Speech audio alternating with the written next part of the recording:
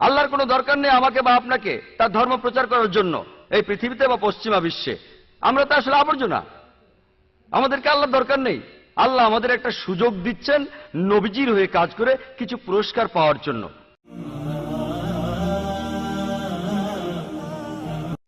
আসসালামু আলাইকুম ওয়া রাহমাতুল্লাহ।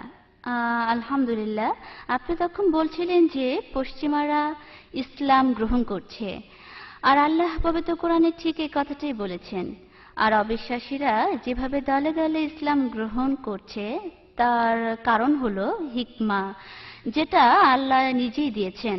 আমার প্রশ্নটা হলো, পশ্চিমারা একেবারেই নিয়মিতভাবে ইসলামের নামে নিন্দা এবং কুৎসা রটাচ্ছে, আর কিছু কিছু মুসলমানদের ব্যবহার একেবারে ইসলামিক নয়। তারপরও অবিশ্বাসীরা কেন ইসলাম এবং কোরআন সম্পর্কে জানতে চায়? এর কারণ কি কোনো মুসলমানদের ব্যবহার, নাকি পশ্চিমা দেশগুলোতে কোনো দায়ীর আমন্ত্রণ, অথবা এখানে কি মানে আল্লাহর দেয়া হিদায়ার পাশাপাশি অন্য কোনো কারণ কি আছে?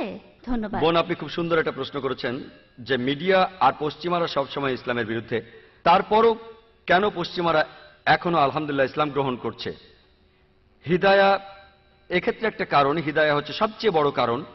এখন এটা কি দায়ীদের কারণে হচ্ছে, নাকি মুসলমানদের ব্যবহারে আকৃষ্ট হয়ে তারা ইসলাম গ্রহণ করছে, নাকি কারণটা অন্য কিছু? আপনি ঠিকই বলেছেন, প্রথম কারণটা হিদায়া। আর আমার মনে হয় না যে আজকের মুসলমানদের দেখে পশ্চিমারা ইসলাম গ্রহণ করবে। যেমন ইউসুফ ইসলাম বলেছিলেন, কোন মুসলমানের সাথে দেখা হওয়ার আগে কোরআন পড়ে ভালোই করেছিলাম, ওদের আগে দেখলে আমি কখনো ইসলাম গ্রহণ করতাম না। এটা তার নিজের মতামত, নিজের মতামত। হয়তো তিনি যে মুসলমানদের দেখেছিলেন তারা অতটা ভালো ছিল না, কিন্তু পৃথিবীতে অনেক মানুষ ইসলাম গ্রহণ করেছে শুধুমাত্র মুসলমানদের ভালো ব্যবহার দেখে। সেজন্য আমি বলি, সাধারণত আমার লেকচারে বলে থাকি, ইসলাম ধর্ম ভালো কথা বলে, কিন্তু কোন কোন মুসলমান তারা ঠকাচ্ছে, ঘুষ দিচ্ছে, খারাপ কাজ করছে। আর এই ক্ষেত্রে আমি বলি যে প্রত্যেক সমাজে কিছু কুলাঙ্গার থাকে, সব সমাজে কুলাঙ্গার থাকে। অনেক মুসলমানই অন্যদের ঠকায়, ঘুষ দেয়, মাদকদ্রব্য বিক্রি করে, অনেক মুসলমান পার্টিতে মদ পান করে টেবিলের নিচে, যে এটাই হলো অবস্থা। এখানে মিডিয়া কি করছে, এই কুলাঙ্গারগুলোকে সামনে এনে বলছে এরাই হলো মুসলমান।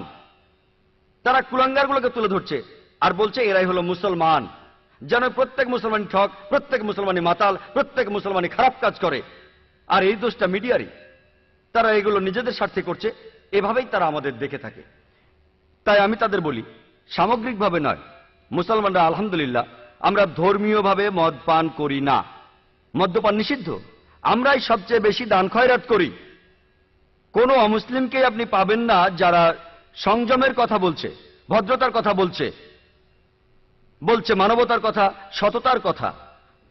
পশ্চিমা মিডিয়া কুলাঙ্গাদের তুলে ধরছে আর বলছে এরাই মুসলমান। তাই আমি উদাহরণ হিসেবে বলি, ধরুন আপনি একটা গাড়ি কিনতে গেছেন, ধরুন মার্সিডিজ বেঞ্জের নতুন মডেলের একটা গাড়ি, আমি জানি না কোনটা এখন নতুন মডেল হতে পারে, E230 1998, সে যাই হোক, আপনি দেখতে যাচ্ছেন গাড়িটা কত ভালো। একজন লোককে গাড়িটা চালাতে দিলেন, সেই মার্সিডিজ গাড়ি, যে গাড়ি চালাতেই জানে না, আর সে গাড়িটা অ্যাক্সিডেন্ট করলো। আপনি কাকে দোষ দেবেন? গাড়িকে দোষ দেবেন নাকি ড্রাইভারকে দোষ দেবেন? কাকে দোষ দেবেন? ড্রাইভারকে। তাহলে গাড়িটা বিচার করতে গেলে ড্রাইভারকে দেখলে হবে না, দেখতে হবে গাড়িটায় কি কি আছে, গাড়িটা কত ভালো, নিরাপত্তার ব্যবস্থা কেমন, ব্যবস্থাগুলো কতটা ভালো, কেমন তেল লাগে, গাড়ির স্পিড কেমন, গাড়ির পিকআপ কেমন। তাই ইসলামকে বিচার করতে চাইলে বিচার করুন পবিত্র কোরআন এবং সহিহ হাদিস দিয়ে, এর অনুসারীদের দিয়ে নয়। তাহলে কেউ কেউ হয়তো ইসলাম গ্রহণ করবে না, আবার কেউ কেউ আলহামদুলিল্লাহ ইসলাম গ্রহণ করবে। যদি দেখতে চান যে গাড়িটা কত ভালো চলে, একজন ভালো ড্রাইভারকে গাড়িতে বসান। যদি ইসলামকে বিচার করতে চান অনুসারীদের দিয়ে, তাহলে সবচেয়ে শ্রেষ্ঠ মুসলমান হলেন প্রিয় নবী মুহাম্মদ সাল্লাল্লাহু আলাইহি ওয়াসাল্লাম, সর্বশ্রেষ্ঠ মুসলমান। তাহলে বোন, মুসলমানদের দেখে কেউ কেউ হয়তো ইসলাম থেকে দূরে সরে যাবে, কেউ হয়তো ইসলামের কাছে আসবে। তাই যদি বিচার করতে চান, মূল গ্রন্থ দিয়ে বিচার করুন। যদিও মিডিয়া ইসলামের বিপক্ষে, আপনি ঠিকই বলেছেন বোন। আপনারা পাবেন সালমান রুশদির মতো মানুষ, যে স্যাটানিক ভার্সেস বইটা লিখেছে, যারা বইটা পড়েছেন তারা আরো ভালো জানেন। আমি বলি আলহামদুলিল্লাহ, এটা আল্লাহর ইচ্ছা, তিনি যা করেন ভালোর জন্যই করেন, আলহামদুলিল্লাহ।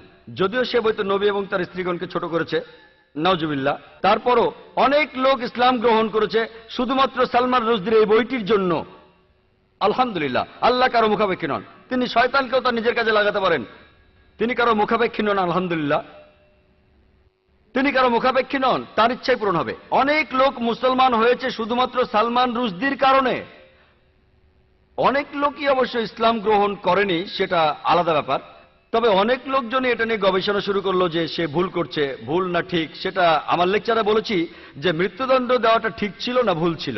কিন্তু লোকজন যখন ভিন্ন ভিন্ন কথা বলতে লাগলো, পশ্চিমারা তখন এটা দূর করার জন্য রিসার্চ করতে লাগলো।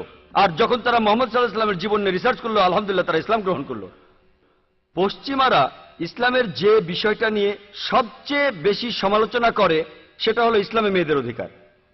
আমিও এই ব্যাপারে লেকচার দিয়েছি, ইসলামে মেয়েদের অধিকার আধুনিক নাকি সেকেলে, ভুল ধারণাগুলো কি কি। আর আপনি কি জানেন পশ্চিমাদের মধ্যে পুরুষের চাইতে অনেক বেশি মহিলা মুসলমান হচ্ছে? যদি ইসলাম মেয়েদের অত্যাচার করে তাহলে কিভাবে পুরুষের তুলনায় অনেক বেশি পশ্চিমা মহিলা মুসলমান হচ্ছে? কেন জানেন? কারণ তারা গবেষণা করে। অনেকে গবেষণা করে ইসলামের বিরুদ্ধে বলার জন্য, যেমন গ্যারি মিলার, যিনি পরে মুসলমান হয়ে হলেন আহাদ ওমর। তিনি পবিত্র কোরআনকে ভুল প্রমাণ করতে চেষ্টা করেছিলেন। তিনি চেষ্টা করেছিলেন, পারেননি, পরে ইসলাম গ্রহণ করেন। এমন অনেকে ইসলাম নিয়ে গবেষণা করে, তারপর দেখে যে সত্য আসলে অন্যরকম। এখানে অনেক লোকই আলহামদুলিল্লাহ আল্লাহ এক একজনকে এক একভাবে হেদায়েত করে থাকেন। কেউ হয়তো মুসলমান দেখে ইসলাম ধর্ম গ্রহণ করে, কেউ গবেষণা করে ইসলাম ধর্ম গ্রহণ করে, কেউ হয়তো ইসলামকে আক্রমণ করছে তারপর মুসলমান হচ্ছে। এর সবচেয়ে বড় দৃষ্টান্ত হলেন হযরত ওমর রাদিয়াল্লাহু তাআলা আনহু। তিনি ছিলেন ইসলামের সবচেয়ে বড় শত্রু। আমাদের নবী তখন দোয়া করেছিলেন দুই ওমরের মধ্যে একজনের উপর আল্লাহ খুশি হবেন আর তাদের একজন যেন ইসলাম গ্রহণ করে। আলহামদুলিল্লাহ। তাই এক এক জায়গায় এক এক কারণ, মানুষের সমস্যার হয়তো সমাধান হচ্ছে।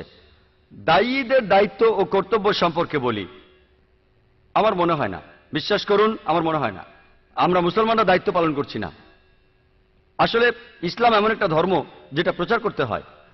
পবিত্র কোরআনে সূরা আল ইমরানের 110 নম্বর আয়াতে আছে, কুনতুম খায়রা উম্মাতিন উখরিজাত লিন-নাস, হে মুসলমানেরা তোমরা শ্রেষ্ঠ উম্মত, মানব জাতির জন্য আসিয়াছো। তা'মুরুনা বিল মা'রুফি ওয়া তানহাউনা আনিল মুনকার ওয়া তু'মিনুনা বিল্লাহ, কারণ তোমরা সৎ কার্যের নির্দেশ দাও, অসৎ কার্যে নিষেধ করো এবং আল্লাহকে বিশ্বাস করো।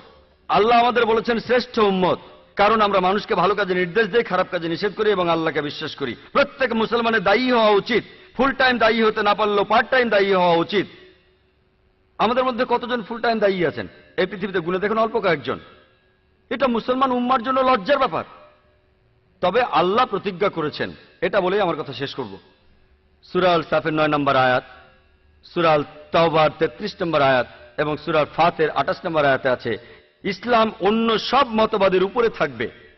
সেখানে আমি বা আপনি থাকি বা না থাকি আমাদের মতো আবর্জনা। আল্লাহর কোনো দরকার নেই আমাকে বা আপনাকে তার ধর্ম প্রচার করার জন্য এই পৃথিবীতে বা পশ্চিমা বিশ্বে। আমরা তো আসলে আবর্জনা, আমাদেরকে আল্লাহর দরকার নেই।